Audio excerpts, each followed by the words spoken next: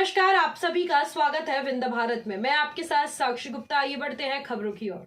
आगामी 11 अप्रैल से महर्षि वाल्मीकि आश्रम में श्रीमद् भागवत महापुराण कथा का आयोजन किया जाना है, जिसको लेकर आज एक पत्रकार वार्ता का आयोजन किया गया। नेहरू नगर स्थित महर्षि वाल्मीकि स्कूल प्रांगण में 7 दिवसीय श्रीमद् भागवत महापुराण का आयोजन 11 अप्रैल 2024 से 17 अप्रैल 2024 तक किया जाना सुनिश्चित किया गया है। इस दौरान कथा व्यास स्वामी विवेकानंद सरस्वती जी महाराज, भागवत भूषण प्रवक्ता, भारतीय साधु समाज धामानंद हरिद्वार उपस्थित रहेंगे। 11 अप्रैल 2024 को कलश यात्रा के साथ कार्यक्रम प्रारंभ होगा, जो 18 अप्रैल 2024 को विशाल भंडारी के साथ संपन्न होगा। कथा में मुख्य यजमान श्रीमती शांति कामता प्रसाद शुक्ला होंगे। कथा के आयोजक श्री वाल्मीकि गौतमी नगर के सभी प्रबुद्ध जनों से श्रवण करने की अपील की है। कथा का समय दोपहर 3 बजे से 6 बजे तक रहेगा। इस कार्यक्रम की जानकारी संयोजक अमित गौतम ने दी।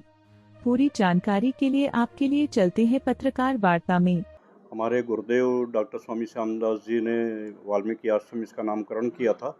उस समय यहाँ पर श्री राम कथा मंदाकिनी का नवान पारायण वाल्मीकि रामायण कथा का हुआ था और काफ़ी बृहद कार्यक्रम था।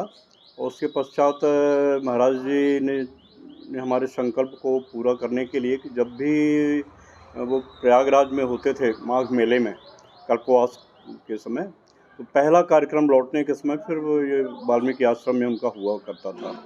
फिर उसके पास उन्हीं की इच्छा से यहाँ पर महर्षि वाल्मीकि हायर सेकेंडरी स्कूल का प्रादुर्भाव हुआ और तब से वार्षिकोत्सव में महाराज जी हमेशा मुख्य अतिथि के रूप में यहाँ पर नवनिहालों को आशीर्वाद देते रहे हैं।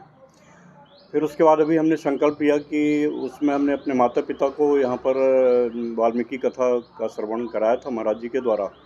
महाराज जी महामंडलेश्वर थे, डॉक्टर स्वामी श्यामदास जी महाराज जी यहाँ रीवा बिंद के क्षेत्र का पूरे भारत देश के लोग उनको जानते हैं। फिर हमने संकल्प लिया अभी भागवत की कथा कहेंगे। यही स्थल था जब वाल्मीकि कथा भी हुई थी इसी स्थल पे। तो महाराज जी की फिर से वो श्रृंखला फिर से शुरू हो, हर साल महाराज जी का यहाँ पर आगमन हो, ऐसा करके संकल्प लिया था।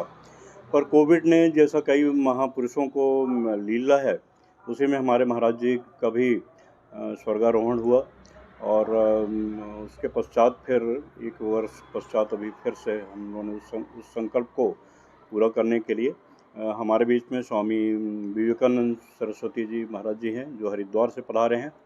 आप भागवत भूषण की उपाधि से आपको विभूषित किया गया है। साथ ही भारतीय संत समाज के आप राष्ट्रीय प्रवक्ता भी हैं और समाज के विविध कार्यक्रमों में समाज सेवा अपनी आध्यात्मिक पूरी उसके लिए प्रचार प्रसार के लिए तो आप सदैव अग्रणी रहते ही हैं।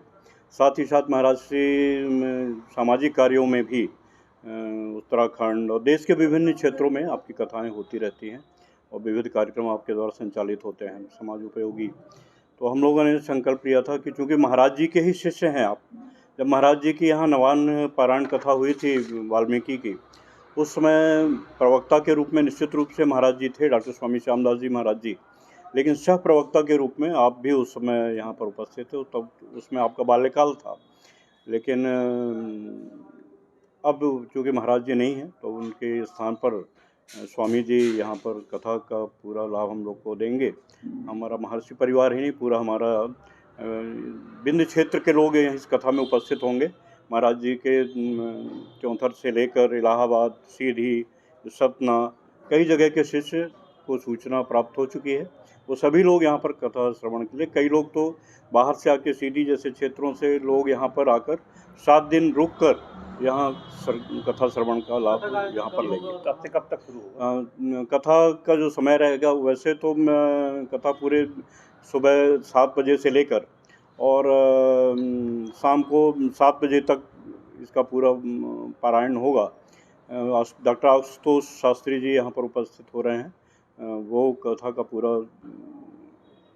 वाचन करेंगे और पर कथा का संक्षिप्त रूप से उसकी व्याख्या, कथा की व्याख्या महाराज श्री के द्वारा शाम को 3 बजे से लेकर और शाम को 7 बजे तक के बीच में होगी। रात डेट जो है इसकी 11 तारीख से लेकर और 17 तारीख तक कथा का होगा और 18 तारीख को फिर भंडारा प्रसाद का आयोजन है। कल सुबह 8 बजे हमारा जो निज निवास है वहाँ पर भी महादेव जी की स्थापना है।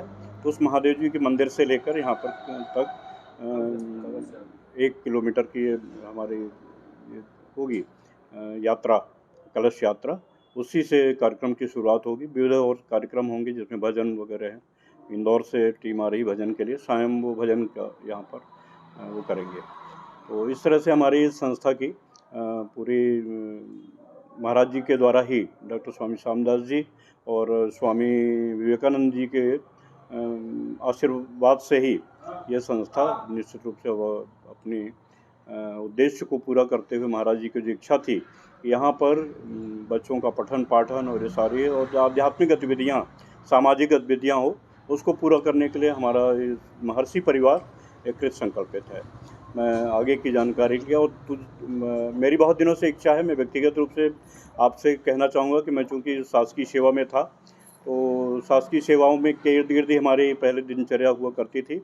अभी मैं वहाँ रिटायर हो गया हूँ वहाँ से, और रिटायरमेंट के ठीक दूसरे दिन, क्योंकि उस दिन हमारा जन्मदिन बच्चों ने यहाँ पर मनाया था, बच्चों ने क्या महर्षि परिवार नहीं मनाया था, तो उसी दिन हमने मंच पर बैठे, जैसे अभी आपसे बातचीत कर रहा हूँ, इसी बातचीत के बीच में ही मेरे मन में ख्याल आया कि मैं ये पूरा आगे का जो शरीर है, जब तक जीवित रहूँगा, युवाओं के लिए, बच्चों के लिए मेरा ये शरीर रहेगा। पूरा मेरी जो लौकिक जवाबदारियाँ हैं वो सारी समाप्त हो चुकी हैं। अब मेरा पूरा जो जीवन है ये बच्चों के लिए और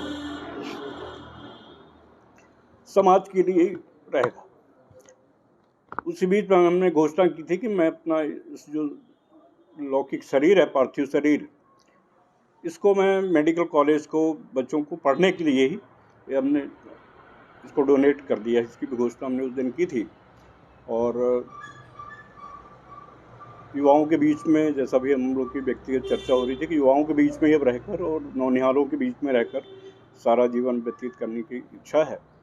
तो मैं चाहता था कि आप लोग के बीच में मेरी एक बातचीत हो। गौतम जी ने बहुत इच्छा, ये आपके ही प्रेरणा से आप सब आए हैं, तो सबसे पहले मैं गौतम जी को धन्यवाद अदा करता हूँ।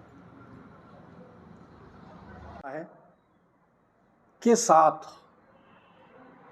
हम सन्यासियों के सुखद संतोष के लिए जिस प्रकार से सांस्कृतिक धरोहरों को तेजी के साथ सम्मान देते हुए देश के कोने कोने में, मैं सारी नामावली प्रस्तुत न करता हुआ, चूँकि आप विंध्य क्षेत्र के साथ साथ मध्य प्रदेश के प्रतिनिधि हैं और आप गौरवान्वित भी हो रहे होंगे उज्जैन के महाकाल के पावन परिसर के विकासमान स्थल को देखकर। ऐसे अनगिनत स्थल आज देश में प्रमाण के रूप में हैं। तो हम लोगों के मन में भी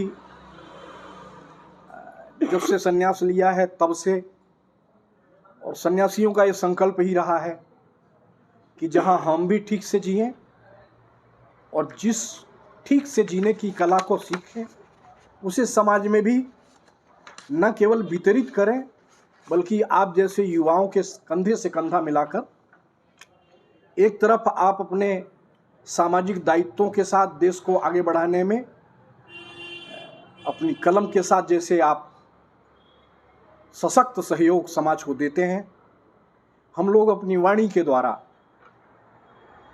भगवान की कथाओं के माध्यम से नवयुवकों के भीतर एक चरित्र निर्माण के संकल्प के साथ पूरे देश में ही भ्रमण करते हुए भारत साधु समाज जो स्वतंत्रता के बाद देश के मूर्धन्य महापुरुषों के साथ जुड़ करके राजनीतिक लोगों के सहयोग से भी ये समाज भारत साधु समाज बना था। नहीं रहे कुछ महीने पूर्व आपके ही प्रांत के शंकराचार्य श्री स्वामी स्वरूपानंद जी महाराज जो झोतेश्वर के थे, उनके द्वारा ही मैं राष्ट्रीय प्रवक्ता के पद पर अभिषिक्त किया गया था हरिद्वार में। सारा जीवन ही हरिद्वार और उत्तराखंड की भूमि में स्थायी निवास के साथ पूरे देश में ही भ्रमण प्रवास होता है। इसी संकल्प के साथ कि सारा देश एक परिवार के नाते अपने को मानकर और पूरे विश्व को एक संदेश देता रहे अपने आचरणों के माध्यम से, उसी संकल्प की परिपूर्ति के क्रम में सम्माननीय शर्मा जी का संकल्प, जो अपने पूज्य गुरुदेव डॉक्टर स्वामी श्याम देवाचार्य जी महाराज के द्वारा इस भागवत को संपन्न होना था। हमारे हरिद्वार में ही उनका स्वास्थ्य बिगड़ा कुंभ मेले में, मैं वहाँ उपस्थित था और मैंने आग्रह भी किया था कि अब आप हरिद्वार छोड़ के ना जाएं कहीं, शायद यहाँ स्वास्थ्य आपका ठीक हो। तो प्रभु की जो इच्छा थी वो हरिद्वार में नहीं रह पाए, उनके अंतेवासी लोगों ने लंबी यात्रा करा करके जबलपुर तक पहुँचाया और अंत में उनका शरीर शांत हो गया। उनका संकल्प, मुझको भी उन्होंने कहा था कि उस भागवत में आपको रहना है, मैंने भी हाँ किया था, किंतु वो नहीं रह पाए। शर्मा जी को लगा कि वो संकल्प, क्योंकि पहली आध्यात्मिक यात्रा वाल्मीकि रामायणम के माध्यम से यहाँ प्रारंभ हुई, जिसमें मैं सह प्रवक्ता के रूप में अपनी बाल्यावस्था में था। अब आपको लगा कि मैं पुनः उसी क्रम को आगे बढ़ाऊं। उसी आमंत्रण पर अभी मैं कल ही हरिद्वार से यहाँ आया हूँ और कल मध्याह्न में 3 बजे से भागवत चर्चा प्रारंभ होगी। उसके पूर्व कलश यात्रा आदि का विवरण आप प्राप्त ही कर चुके हैं। मैं शर्मा परिवार और महर्षि परिवार दोनों को मंगल में शुभाशीष देता हुआ, साधु होने के नाते आप सब हमारे परिवार के ही हैं और नारद जी तो विशेष रूप से हमारे आचार्य हैं और पत्रकारों को मैं बड़े सम्मान से नारद की परंपरा का ही मानता हूँ। आप भले जीन्स में हो, पैंट में हो, शर्ट में हो, युग परिवर्तन का समय है। नारद जी धोती कुर्ते में थे। युगानुकूल आपने परिवर्तन में अपने को जोड़ा है, किंतु आपने काम वही कर रहे हैं जो नारद जी करते थे कि सारे समाज में अपनी यात्राओं के माध्यम से, अपनी वीणा वादन के माध्यम से और अपनी वाणी के माध्यम से समाज को कैसे जगाया जाए। हम लोग बोल करके जितना नहीं जगा पाते हैं, अब तो इलेक्ट्रॉनिक मीडिया आपके सामने है और इससे जन जन तक आप हमारी बात को हमसे कई मात्रा में ज़्यादा पहुंचाते हैं।